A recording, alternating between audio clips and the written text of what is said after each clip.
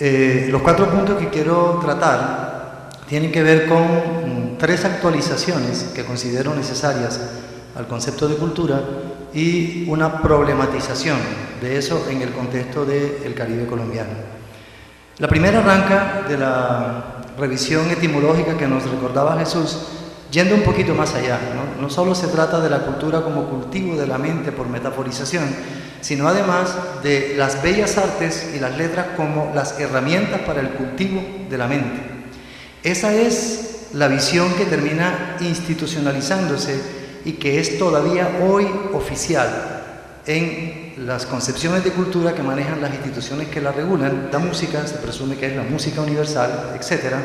Apareció el reconocimiento de las prácticas simbólicas de los sujetos populares, de los sectores populares, de los sectores subalternos, también como cultura, pero por supuesto con apellido, cultura popular.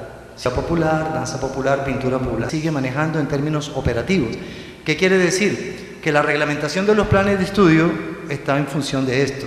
Estudiar piano básico, flauta complementaria, solfeo. Luego se sigue manejando una distinción. Por un lado, instituciones que regulan la cultura desde el punto de vista de la visión hegemónica, y por el otro lado, escuelas populares, talleres populares, instituciones populares que se ocupan de esa otra dimensión, por más que se haya aceptado que la segunda también es cultura. Y hoy, si bien los espacios de la cultura culta y de la cultura popular siguen siendo muy claros y muy definidos, ambas necesitan, para sobrevivir, circular a través de las redes mediáticas. Es allí, en ese espacio, en donde encontramos una visión conflictiva de las relaciones de la cultura. Alejandro Grimson, retomando la idea de otros autores, sociólogo argentino, nos recuerda la idea de la cultura como un espacio de conflicto en el presente o en el pasado. Dice que toda cultura que tiene algún grado de homogeneidad ha sido el producto de luchas en las cuales ciertos sentidos, ciertas prácticas simbólicas se han instalado como dominantes con exclusión de otras que no caben en ese reparto. En esta dimensión conflictiva de revisión de la cultura necesitamos hacer una actualización. No podemos seguir viviendo lo que me gustaría llamar una esquizosemia, es decir, el manejo esquizoide de las divisiones de tipo práctico, de tipo institucional y de tipo conceptual entre los espacios de producción, circulación y desarrollo de las prácticas simbólicas. ¿Qué es lo que consistiría esa esquizosemia? Que por un lado están un ministerio de la cultura, unos institutos de cultura, etcétera, ocupados de las prácticas simbólicas reconocidas como cultura, ya sea en el sentido de las élites culturas hegemónicas o en el sentido de las culturas populares. Y por otro lado, otro ministerio, otros institutos, otras empresas, otras instituciones, otros pensadores con el tema de la cultura como comunicación. La comunicación hoy es cultura.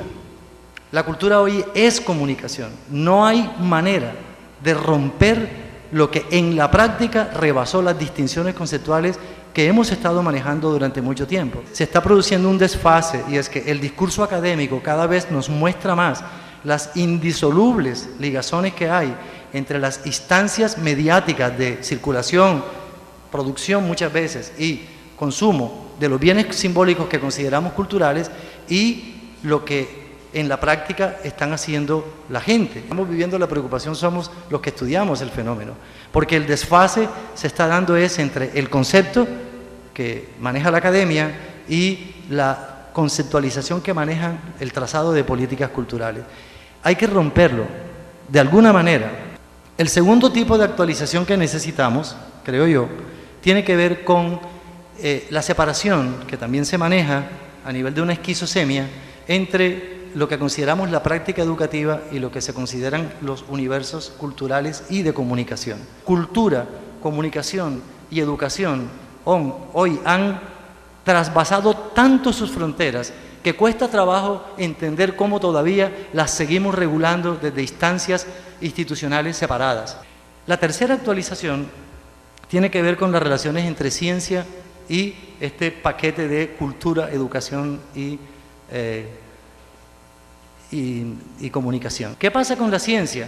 Que hoy por hoy el instrumento de la digitalización y el instrumento el uso de la imagen ha convertido prácticamente toda la experiencia cultural, comunicativa y educativa en una experiencia sensible. Pero hay otro nivel del que se habla menos o que incluso no se considera en las cifras cuando se estudia la globalización, y es la globalización que me gustaría llamar horizontal, esa que se da de grupo a grupo, de sujeto a sujeto, que nos está interconectando en redes de opinión, en grupos de amigos. Hay varias cosas que alientan. Primero, tendríamos que estar atentos a las experiencias de empoderamiento de los grupos sociales, de los grupos identitarios, de los grupos de ciudadanos, de los grupos de consumidores que se están agenciando a través de la apropiación de los instrumentos de la comunicación. El ejemplo que nos presentó José Oviedo ayer sobre la experiencia de los Montes de María es apabullante. Procesos de empoderamiento de las propias comunidades. En las anteriores 8 intervenciones, vamos a cerrar con una conferencia de Jorge Fernández León. Nuestra oportunidad desde este proyecto era la de aprovechar las geografías cambiantes de los centros y los márgenes, que por suerte dan oportunidad a lugares pequeños para convertirse también en lugares visibles si somos suficientemente inteligentes como para aprovechar aquello que nos hace diferentes. Deseamos ser socios de iniciativas de cooperación, que creemos que estamos en condiciones de ser socios razonables para el trabajo en la red, que existen muchos proyectos en marcha y que por tanto deseamos iniciativas locales, pero también buscamos iniciativas globales, que somos también promotores, puesto que debemos serlo, de ideas creativas, y que representamos un nodo más de lo que de muy distintas maneras y en muy distintos lugares del mundo distintos proyectos colectivos pueden identificar con la idea de cultura abierta. Un espacio en el que naturalmente todos ustedes están invitados a entrar en la red, pero también a entrar con iniciativas, y bueno, para el que yo naturalmente me ofrezco encantado para ser su interlocutor, puesto que seguramente habrá algunas cosas que podamos hacer juntos algún día. Muchas gracias.